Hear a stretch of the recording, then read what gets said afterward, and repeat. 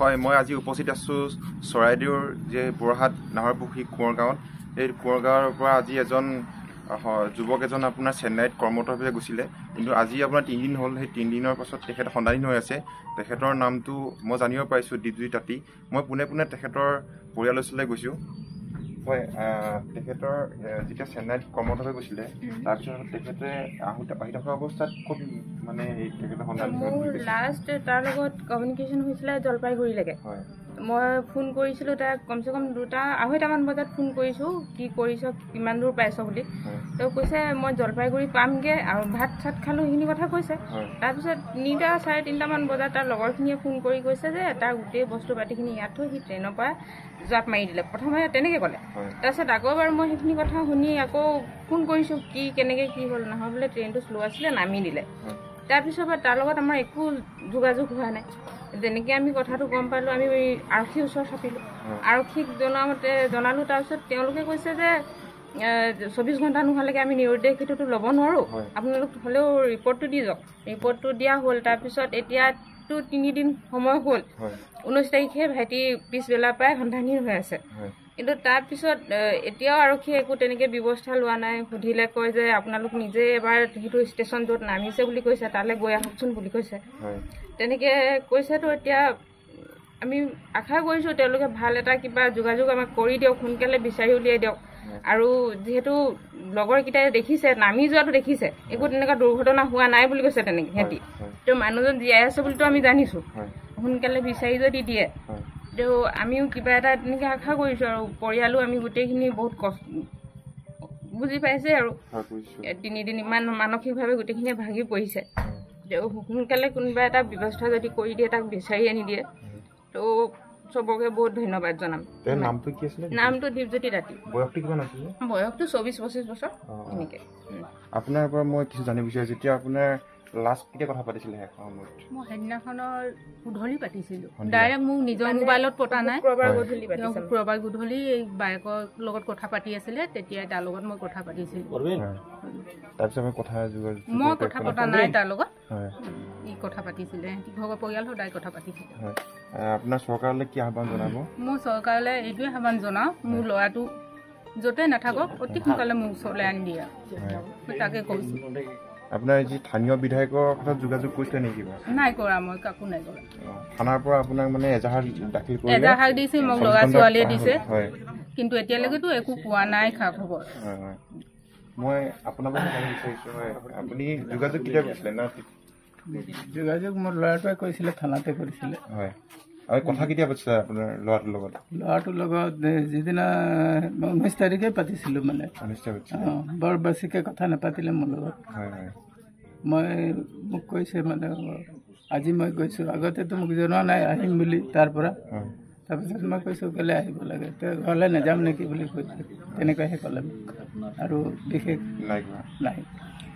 মই কিছু আপোনাৰ পৰা জানিব বিচাৰিছোঁ, আপোনাৰ যেতিয়া লাষ্ট ডেট কথা পাতিছিলে বা আপোনাৰ যি লগৰখিনিৰ লগত লগৰ যিখিনি আপোনাৰ লগত গৈছিলে, চেন্নাইলৈ গৈছিলে, তেখেতলোকে আপোনাক কি বুলি অৱগত কৰিলে? তেখেতলোকৰ মন্তব্য মতে সি জলপাইগুৰিতে মানে নামিলে বুলি কৈছে আৰু তাৰ পৰা নিৰুদ্দেশ হ'ল বুলি কৈছে। তাৰপিছত মই সিহঁতক ক'লোঁ যে তোমালোকে এটা কাম কৰা, লগালগ RPFক মানে জনাব লাগে। তাৰপিছত সিহঁতি জনালোঁ বুলি কৈছে সিহঁতৰ মতে, কিন্তু এতিয়া কিমান দূৰ হয়তো সেইটো মই নাজানো। লগৰকেইজন মানে ঘৰ পালেহি? লগৰকেইজন ঘৰ পালে, কালি পাইছে। কালি মোটামুটি পাইছে 12-1মান বজাত পাইছে। হয়, ইতিমধ্যে আমি গম পাইছোঁ বৰাত থানাৰ অন্তৰ্গত নাহৰপুখুৰী অঞ্চলৰ আমাৰ অৰ্কিড তাঁতীৰ পুত্ৰ আমাৰ দীপজ্যোতি তাঁতী বোলা যুৱকজন কৰ্মসূত্ৰে বাহিৰত আছিল, কিন্তু তেওঁ আহি থকা সময়ত বোলে জলপাইগুৰি ষ্টেচনত কিবা কাৰণত নামিলে বা নামি বোলে দৌৰ মাৰিছে নে কিবা এনেকুৱা বুলি কথা ওলাইছে। গতিকে যুৱকজন য'তে নাথাকক ভালদৰে মানে তেওঁক আমি সকলোৰে খোজাৰ বিচাৰি অনা আমাৰ দায়িত্ব আৰু কৰ্তব্য। আৰু আমি এই পক্ষতে এতিয়া গম পাইছোঁ, আমি এই বিষয়টো আমি প্ৰশাসনক নিশ্চয় অৱগত আপোনালোক কৰিছে আৰু আমিও নিশ্চয় জনাম। আৰু আমি আশা কৰোঁ বিধায়ক মহোদয়ৰ লগতো আমি নিশ্চয় কথা পাতিম, ধৰ্মেশ্বৰ কোঁৱৰ ডাঙৰীয়াৰ লগত, কেনেকৈ আমি পাৰোঁ সেই যুৱকজন য'তে নাথাকক সুস্থ সবলকৈ থাকক, তাক যাতে আমি সকলোৰে বিচাৰ খোচৰ কৰি যদি আনি সুস্থ সবলভাৱে যাতে আমি আনিব পাৰোঁ, তাৰে সকলোৰে চেষ্টা প্ৰয়াস ৰাখিম।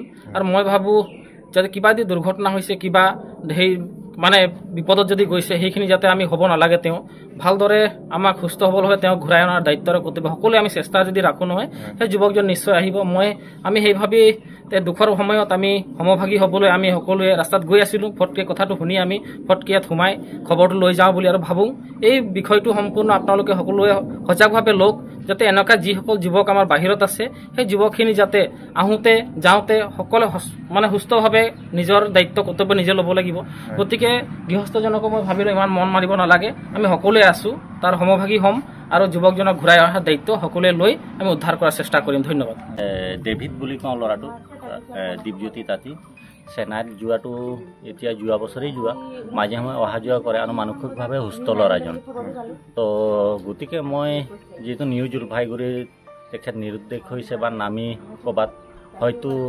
কিবাকে মই ইতিমধ্যে নতুন অসম ছাত্ৰ সন্মিলনত অল আসাম কমিটিৰ উপদেষ্টা হিচাপে কেইজন মানুহ লগ কৰিলোঁ তেখেতৰ যোগাযোগ মৰ্মে মই এতিয়া পশ্চিমবংগৰ যিটো নিউ জলপাইগুৰি থানাৰ যিজন অ'চি ভাৰপ্ৰাপ্ত যিজন তেখেতৰ লগত এই ভাইটিক নাম্বাৰ দিলোঁ যোগাযোগ কৰিছে আৰু মই ভাবোঁ ৰাইজে ইয়াৰ পৰা 2জনমান যাব লাগে নিউ জলপাইগুৰিলৈ প্ৰশাসনে হয়তো সহায় কৰিব ইতিমধ্যে আমি ইনফৰমেশ্যন দিছোঁ আৰু ফটোবোৰ শ্বেয়াৰ কৰিছোঁ ইয়াৰ যোগেদি আমি ভাবিছোঁ কিবা দুৰ্ঘটনা নহওক তাকেই কামনা সুস্থ সহকাৰে ল'ৰাটোক যাতে ঘূৰাই আনিব পাৰোঁ তাকেই কামনা কৰিছোঁ আৰু যিসকল এই চেনেলৰ লগত জড়িত আছে তেখেতসকলক যদি নাম্বাৰ এটা শ্বেয়াৰ কৰিম নাম্বাৰটো দিম বাৰু আমাৰ কিশোৰ তাঁতীয়ে ক'ব নাম্বাৰটো পৰিয়ালবৰ্গৰ যিটো নাম্বাৰ দিছে সেই নাম্বাৰটো মই তেখেতৰ পৰিয়ালবৰ্গৰ পৰা মই পোনে পোনে জানিব বিচাৰিছোঁ সেই নাম্বাৰটো আপুনি কৈ দিলে ভাল হ'ব নিশ্চয়